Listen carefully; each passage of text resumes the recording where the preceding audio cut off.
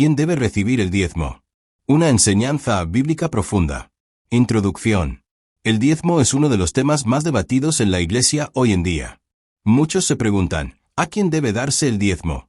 ¿Al pastor, como en tiempos antiguos al sacerdote?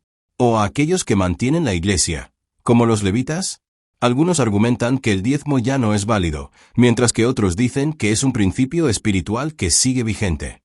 En esta enseñanza, profundizaremos en la palabra de Dios, no basados en opiniones, sino en la verdad bíblica.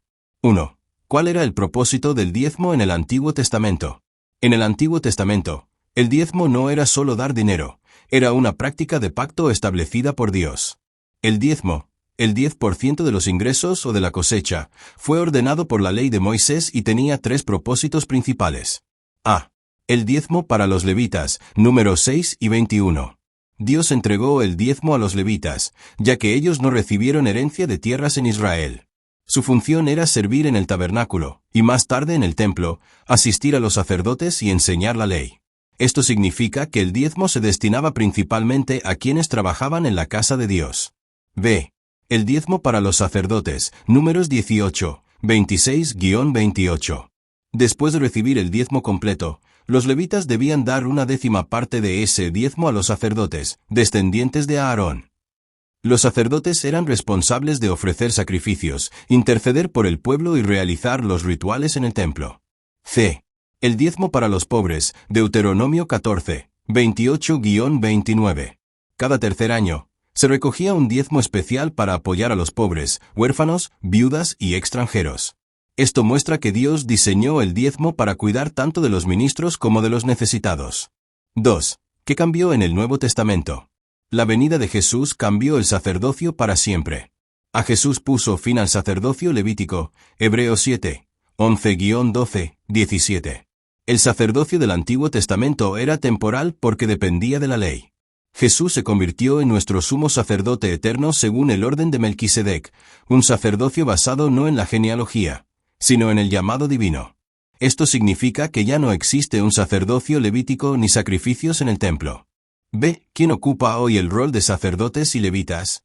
En el Nuevo Testamento vemos un cambio en cómo se sostiene a los ministros.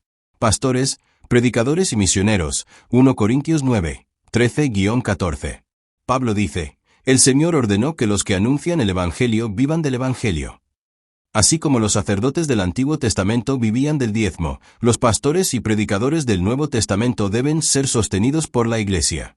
Trabajadores y ministros de la Iglesia, 1 Timoteo 5, 17-18. Pablo enseña, los ancianos que gobiernan bien sean tenidos por dignos de doble honor, mayormente los que trabajan en predicar y enseñar. Esto significa que aquellos que enseñan y lideran deben recibir apoyo financiero. Los pobres y necesitados, Hechos 4, 34-35, Santiago 1-27.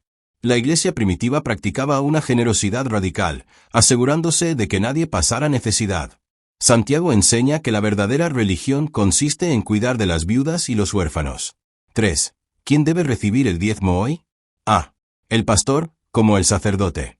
Si los sacerdotes recibían el diezmo en el Antiguo Testamento y Pablo aplica este principio a los pastores en el Nuevo, entonces es bíblico apoyar económicamente a los pastores. Esto les permite enfocarse en la enseñanza, la predicación y el cuidado pastoral de la iglesia. B. Los trabajadores de la iglesia, como los levitas. Los levitas trabajaban en la alabanza, la enseñanza y el mantenimiento de la casa de Dios. Hoy, esto incluye al personal de la iglesia, líderes de alabanza, maestros y aquellos que cuidan el edificio. C. Los pobres, siguiendo el diezmo del tercer año. Dado que la Biblia manda cuidar a los pobres, las iglesias también deberían usar recursos para apoyar a viudas, huérfanos y necesitados.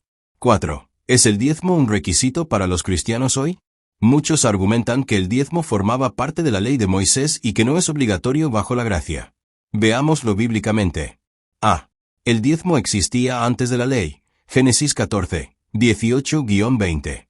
Abraham dio el diezmo a Melquisedec 400 años antes de Moisés. Esto muestra que el diezmo no es solo una ley, sino un principio bíblico. B. Jesús confirmó el diezmo, Mateo 11-23. Jesús reprendió a los fariseos por diezmar mientras descuidaban la justicia, la misericordia y la fe. Él dijo, esto era necesario hacer, sin dejar de hacer aquello. Esto significa que el diezmo no fue abolido, pero debe hacerse con el corazón correcto. C. El Nuevo Testamento enfatiza la generosidad, 2 Corintios 9, 7. Pablo enseña que cada uno debe dar según lo proponga en su corazón, no de mala gana ni por obligación, sino con alegría. En lugar de una regla fija del 10%, el Nuevo Testamento enseña sobre el sacrificio y la generosidad. Conclusión. Un enfoque bíblico equilibrado. Los pastores deben recibir apoyo financiero, tal como los sacerdotes lo recibían en el Antiguo Testamento. Los trabajadores de la Iglesia también deben ser sostenidos, al igual que los levitas.